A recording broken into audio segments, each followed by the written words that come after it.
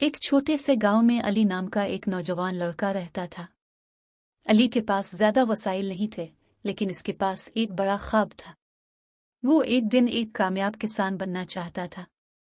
گاؤں کے لوگ اکثر اس کا مذاق اڑاتے تھے، کیونکہ علی کے پاس نہ زمین تھی، نہ پیسہ اور نہ ہی تجربہ۔ علی نے ہمت نہیں ہاری۔ وہ روزانہ صبح جلدی اٹھتا اور گاؤں کے بزرگوں سے زراعت کے بارے میں سیکھتا۔ دن بھر وہ مزدوری کرتا اور رات کو زراعت کے متعلق کتابیں پڑھتا۔ وہ چھوٹے چھوٹے پودے اگانے لگا اور انہیں پانی دیتا، گوڈی کرتا اور ان کی حفاظت کرتا۔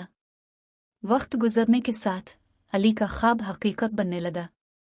اس نے چھوٹے سے پودوں کو بڑے درختوں میں تبدیل ہوتے دیکھا۔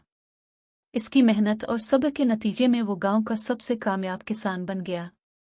علی کی کہانی اس بات کی یاد دہانی ہے کہ محنت اور عزم کے ساتھ خوابوں کو حقیقت بنایا جا سکتا ہے۔